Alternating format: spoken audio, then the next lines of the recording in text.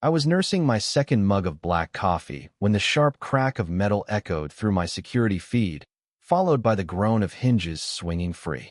There she was, bold as brass, framed in the camera's glow. Susan, the iron-fisted HOA overlord, striding onto my fenced-off land like it was her personal kingdom. She'd just snipped through my heavy-duty chain lock with bolt cutters, ignoring the glaring "no trespassing" sign like it was yesterday's news. Her platinum pixie cut bobbed with each smug step, the cutters dangling from her hand like a trophy. This wasn't her first stunt third time in 2 weeks, but today, she'd gone full criminal. I set the coffee down, grabbed my phone, and dialed without a hitch of emotion. "She cut the lock, Ramirez. Better come see this yourself." On the screen, she poked around my flower beds like a self-appointed inspector, even dragging her boot across my porch in a petty swipe.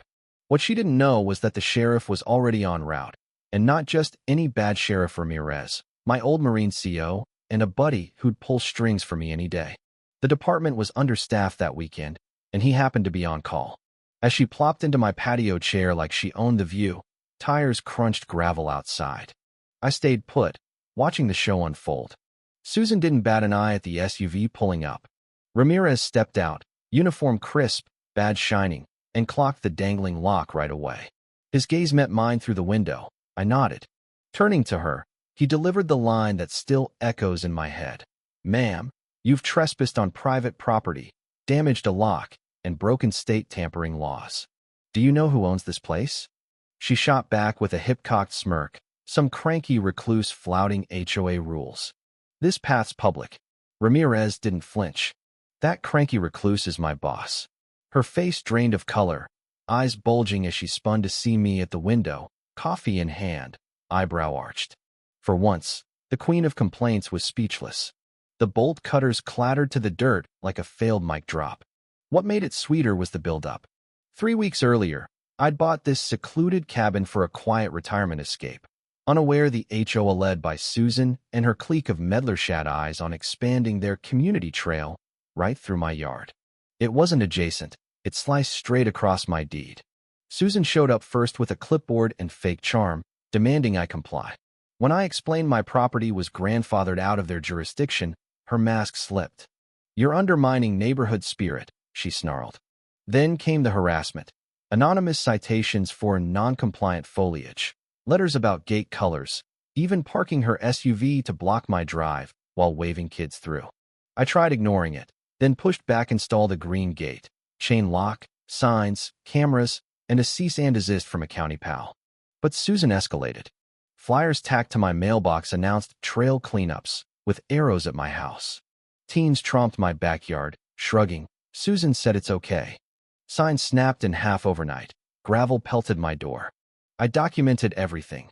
Timestamps, footage, a growing file labeled Susan Shenanigans. Letters whined about trash bins, porch rails, light pollution unlegit. Code enforcement's herald showed up, embarrassed, confirming no violations after a quick look. Propaganda leaflets followed, glossy smears calling my gate an obstruction to togetherness. My house blurred but obvious. Neighbors whispered support but stayed silent publicly. Susan poisoned the air, turning waves into averted eyes. I caught her on cam creeping my property, flashlight probing my shed like a raid. At an HOA meeting, she ranted via PowerPoint about non-participants, flashing my gate. I stood, questioning her right to share private images. The room tensed, cracks showed in her facade. Baiting her, I left tools visible. She hopped the fence, grabbed my hedge clippers, her pal Lisa snapping pics like evidence. Gold for my file.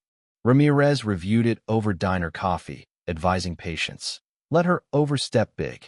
We bonded over old Marine Day sandstorms, scars, loyalty. I trusted him. Sunday hit, alert pinged. Susan, gloved up, bolt cutters ready, snapped the chain and strutted in, fiddling with my mower and hose. Ramirez rolled up. She froze. "This is community maintenance," she blustered. He bagged the lock. "No, it's trespass and mischief." Her disbelief peaked. "Do you know who I am?" Ramirez deadpanned. The woman caught on 3 cams. Revealing our history sealed itch targeted the wrong vet.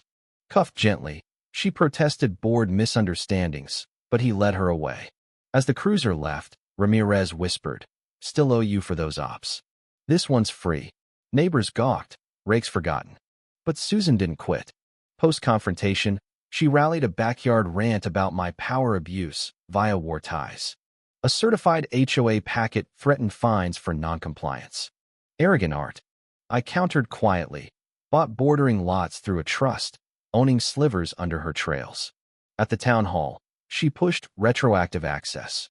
I rose, packet in hand, deeds proving I now controlled her paths. Gasps rippled, someone laughed. Susan flushed, sputtering about underhanded tactics.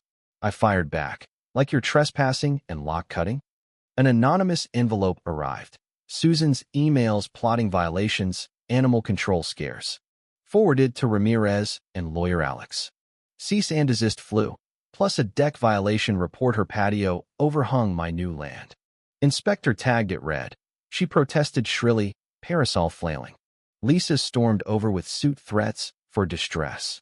I mentioned footage and emails. She balked. Susan unlocked my gate with a copied key, lingering defiantly. Burglary now. Ramirez investigated, serving a restraining order.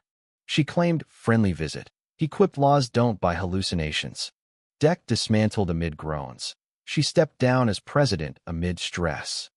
Court crushed her. Suit tossed. Fees on her. I got nominated HOA head. Irony peak. Elected, I reformed. No overreach. Reviewed fines. Susan sold yard chunks for Costo, a sanitation firm, plunking portable toilets where her deck stood. Blue sentinels mocked her former throne. She glared once at the units, but turned away silent. The neighborhood exhaled peace, respect earned. Debates lingered. Was HOA tyranny justified for community? My land grabs vindictive or fair play? I sipped coffee on my porch, boundaries intact, letting karma's controversy brew. In the end, entitlement tripped over patience, proving one man's calm stand could dismantle a bully's empire. Spark endless neighborhood whispers about justice gone too far.